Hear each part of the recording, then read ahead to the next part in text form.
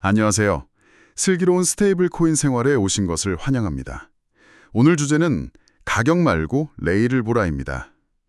시작하기 전에 여러분께 질문 하나 드려볼게요. 2025년 한 해 동안 스테이블 코인으로 움직인 돈이 얼마나 되는지 혹시 짐작하시나요? 저도 듣고 제 귀를 의심했는데 무려 46조 달러랍니다. 46조 달러. 와, 이게 뭐 우리나라 1년 예산의 몇십 배는 될 텐데 숫자가 너무 커서 감이 전혀 안 와요. 대체 그 어마어마한 돈이 다 어디서 어디로 그렇게 바쁘게 움직였다는 건지 상상조차 안 됩니다.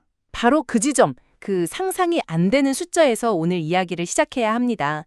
많은 분들이 그 숫자를 딱 듣고 와, 이제 진짜 스테이블 코인으로 물건도 사고 월급도 받나 보다 이렇게 생각하시는데 사실 그건 핵심이 아니에요. 핵심이 아니다. 네, 진짜 중요한 질문은 따로 있습니다.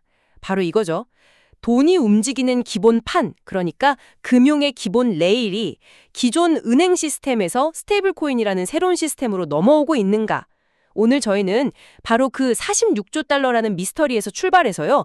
돈의 흐름을 하나씩 따라가 보고 2026년에는 우리가 진짜 뭘 주목해야 하는지 그 단서들을 함께 파헤쳐 보겠습니다. 미스터리를 파헤친다니 흥미로운데요? 좋습니다. 그럼 첫 번째 단서, 바로 그 46조 달러부터 시작하죠. 솔직히 이 숫자는 좀 뭐랄까 부풀려진 거품처럼 느껴지기도 하거든요. 이 숫자의 민낯을 저희가 어떻게 이해해야 할까요? 아주 정확한 지적이세요. 그 숫자를 보고 이게 전부 실제 결제에 쓰인 돈이구나 이렇게 생각하면 정말 큰 오산일 수 있습니다. 스테이블 코인의 전체 거래량 안에는요. 우리가 생각하는 그 결제와는 전혀 다른 종류의 움직임이 잔뜩 섞여 있거든요. 다른 종류의 움직임이라면 어떤 걸 말씀하시는 거죠? 예를 들어볼까요? 거래소들끼리 내부적으로 자금을 옮기는 거, 아니면 트레이더들이 수익을 내려고 이 거래소 저 거래소로 자금을 막 빠르게 옮기는 활동들, 그리고 뭐 MEB라고 하죠. 블록체인 상에서 아주 미세한 차이를 이용해서 수익을 내는 그런 알고리즘 거래나 봇들이 만들어내는 자잘한 거래들까지 전부 여기에 포함이 돼요. 그러니까 제가 편의점에서 빵 사 먹는 그런 거래가 아니라 금융 시스템 내부에서 혈액이 막 정신없이 도는 것 같은 그런 내부적인 움직임이 대부분이라는 말씀이시군요. 맞습니다. 그래서 이게 왜 중요하냐면요. 많은 비판론자들이 스테이블 코인 그거 아무도 안 쓰잖아 라고 말할 때 바로 그 46조 달러라는 허수를 보고 혼란에 빠지기 때문입니다. 실제로 엑센추어 같은 곳에서 분석한 자료를 보면 총 거래량은 51조 달러에 가까운데요. 51조요? 네. 근데 이런 내부 거래나 봇거래 같은 걸 다 걷어내고 나면 실제 경제 활동과 연관된 결제 규모는 약 10.7조 달러 수준으로 추정됩니다.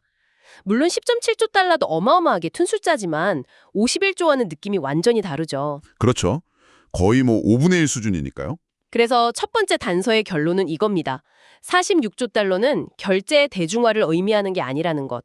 오히려 새로운 금융 정산 레일이 얼마나 거대하고 활발하게 작동하고 있는가 이걸 보여주는 증거라는 거죠. 눈에 보이는 가게가 아니라 그 가게에 물건을 실어 나르는 보이지 않는 고속도로가 얼마나 넓게 깔렸는지 그걸 봐야 한다는 뜻입니다. 알겠습니다. 진짜 일하기는 눈에 보이지 않는 레일 그 자체에 있다. 그럼 이 새로운 고속도로를 가장 먼저 달려야 할 큰손들, 바로 기관 투자자들은 이 현상을 어떻게 보고 있나요? 그들도 이 레일 위로 올라탈 준비를 하고 있는 건가요? 자료를 보니까 블랙록의 비트코인 ETF, IBT가 운용자산 1,000억 달러를 넘었다는 이야기가 있던데 이것도 같은 맥락으로 봐야 할까요? 좋은 연결 질문이십니다. 우선 팩트부터 간단히 짚어보면 그 운용자산 규모는 시장 상황에 따라 계속 변하거든요. 그래서 1,000억 달러를 넘었다, 안 넘었다 이걸 따지는 건 사실 큰 의미는 없고요. 숫자가 중요한 게 아니다. 네, 중요한 건 그 숫자를 넘어서 기관들이 이 시장을 대하는 방식이 아주 명확하게 둘로 나뉘고 있다는 점이에요. 방식이 둘로 나뉜다는 건 구체적으로 어떤 뜻이죠? 기관들은 자산의 성격에 따라 완전히 다른 전략을 쓰고 있습니다. 첫째, 비트코인처럼 가격 변동성이 정말 미친 듯이 날뛰는 자산은 절대 직접 보유하려고 하지 않아요. 대신 IBT 같은 ETF, 그러니까 정부가 승인해준 안전한 포장지에 담아서 간접적으로 보유하길 원하죠. 리스크는 피하면서 수익만 챙기고 싶은 겁니다. 그렇군요. 그런데 둘째, 현금처럼 써야 하는 돈, 즉 자산을 사고 팔 때 정산하고 자금을 이동시켜야 할 때는 완전히 다른 태도를 보입니다. 이때는 오히려 전통 금융의 그 느리고 비싼 레일을 대신해요.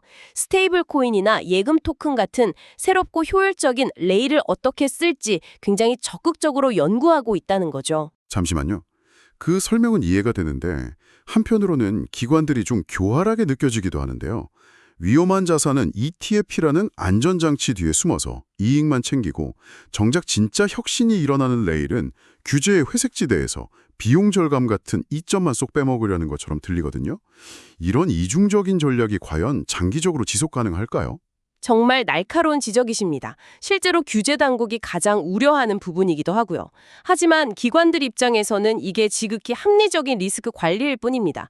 그들은 이렇게 말하겠죠. 우리는 고객의 돈을 지켜야 할 의무가 있다. 그러니 검증된 자산 보관 방식과 가장 효율적인 자금 이동 방식을 각각 선택하는 것은 당연하다. 그래서 2026년에는 이 그림이 더 뚜렷해질 겁니다. 더 뚜렷해진다. 네, 자산 보관은 규제라는 틀 안에서 안전하게, 실제 돈의 이동은 스테이블 코인이라는 새로운 예일 위에서 빠르게, 이 이연화 전략을 이해하는 것이 기관의 움직임을 읽는 핵심 열쇠가 될 겁니다. 알겠습니다. 기관들은 지극히 현실적인 계산기를 두드리고 있다는 거군요. 그렇다면 기관보다 한 발 앞서서 미래에 돈을 거는 사람들, 바로 벤처 캐피탈, VC들은 어떤가요? 그들은 이 새로운 레일의 미래 가치를 어떻게 보고 있을까요? VC들의 포트폴리오는 미래에 대한 그들의 믿음을 가장 노골적으로 보여주는 지도와 같습니다. 펜테라라는 대형 크립토 VC가 있거든요. 그 투자 포트폴리오를 들여다보면 아주 재미있는 사실을 발견할 수 있어요. 그들이 투자한 전체 자본 중에 스테이블 코인 관련 분야가 차지하는 비중이 16.2%나 됩니다. 16.2%요? 와, 그 정도면 그냥 유망 분야 몇 군데에 분산 투자하는 수준이 아니라 거의 올인에 가까운 전략적 베팅이라고 봐야 하는 거 아닌가요? 정확합니다. 단순히 요즘 스테이블 코인이 유행이니까 이 정도의 투자가 절대 아니라는 거죠. 제가 아는 한 VC 대표는 이런 말까지 하더군요. 우리는 비트코인이나 이더리움에 투자하는 게 아닙니다. 우리는 미래 인터넷의 혈관에 투자하는 겁니다. 그리고 그 혈관을 흐를 피가 바로 스테이블 코인이죠. 와, 미래 인터넷의 혈관. 네, 16.2%라는 숫자는 바로 그런 확신을 보여주는 겁니다. VC들은 스테이블 코인을 다음 세대 금융 인프라의 심장, 즉 현금 레이어 캐시레그가 될 거라고 확신하고 돈을 쏟아붓고 있는 거죠. 표현이 정말 와닿네요. 자, 그럼 지금까지의 단서들을 정리해보면 보이지 않는 레일이 깔리고 있고 기관들은 그 위를 실용적으로 이용하기 시작했고 VC들은 아예 그 레일 자체의 미래를 걸고 있다. 근데 여기서 갑자기 RWA, 즉 실물자산 토큰화라는 개념이 등장하니까 조금 헷갈립니다.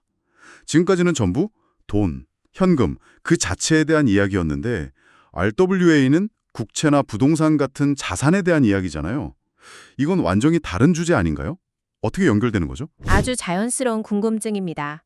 하지만 사실 이 둘은 뭐랄까 동전의 양면처럼 붙어 다닐 수밖에 없는 필연적인 관계입니다. 한번 상상해 보세요.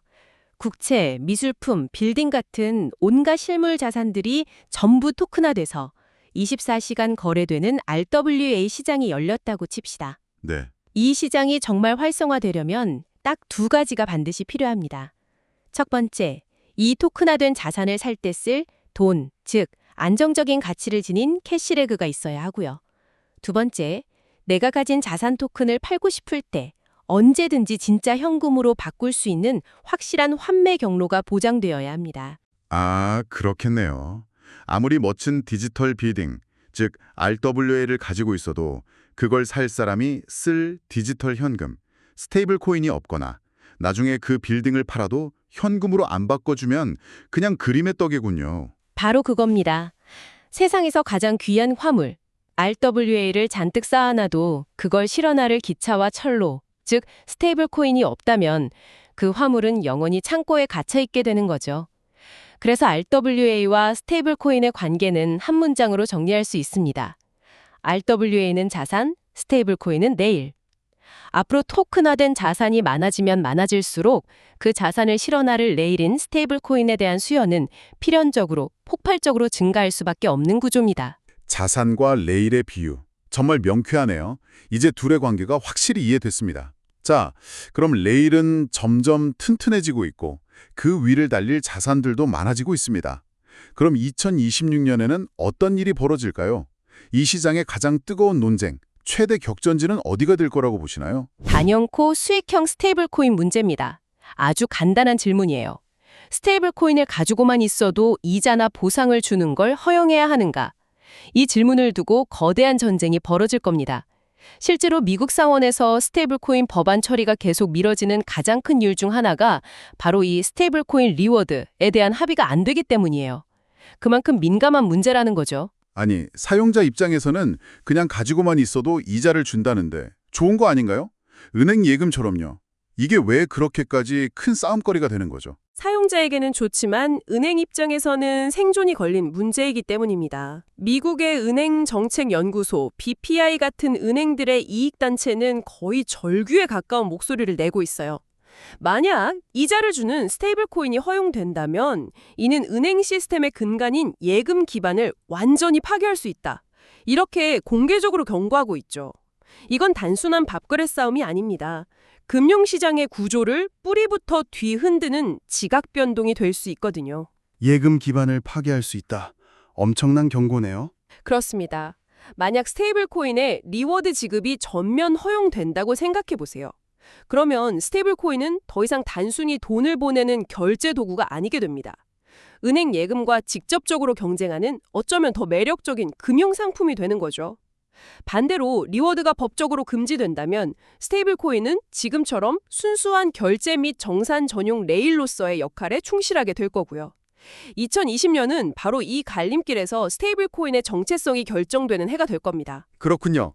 결국 스테이블 코인이 단순한 결제 수단으로 남을 것인가 아니면 은행 예금을 대체하는 새로운 자산으로 진화할 것인가를 결정하는 거대한 싸움이 되겠네요.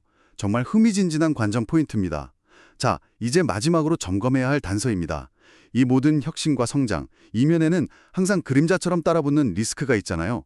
바로 디페깅, 즉 스테이블 코인의 가치가 1달러 밑으로 떨어지는 공포 말입니다.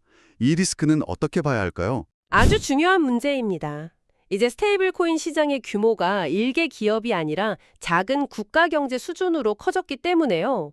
디페기는 더 이상 가끔 터지는 뉴스 이벤트가 아니라 우리가 항상 대비하고 관리해야 할 구조적 리스크로 봐야 합니다. 특히 방금 이야기한 수익형 스테이블 코인처럼 복잡한 구조로 수익을 추구하기 시작하면 리스크는 훨씬 더 커지죠. 담보로 잡은 자산이 갑자기 폭락하지는 않는지, 투자자들이 한꺼번에 돈을 빼달라고 할 때 내어줄 현금은 충분한지 이런 것들을 다 봐야 하는 겁니다. 듣기만 해도 머리가 아프네요. 그렇다면 저희 같은 일반 사용자들이 어떤 스테이블 코인이 비교적 안전한지 스스로 판단해 볼 수 있는 그런 간단한 기준 같은 게 있을까요? 네, 있습니다. 아주 복잡해 보이지만 딱 4가지만 기억하고 질문을 던져보시면 됩니다. 첫째, 상환 창구가 명확한가? 즉, 내가 원할 때 언제든지 이걸 1달러로 바꿔주는 확실한 경로가 있는가? 둘째, 담보가 투명한가? 그 준비금이 무엇으로 이루어져 있고 정기적으로 외부 감사를 통해 투명하게 공개되는가? 셋째, 수익의 원천이 무엇인가?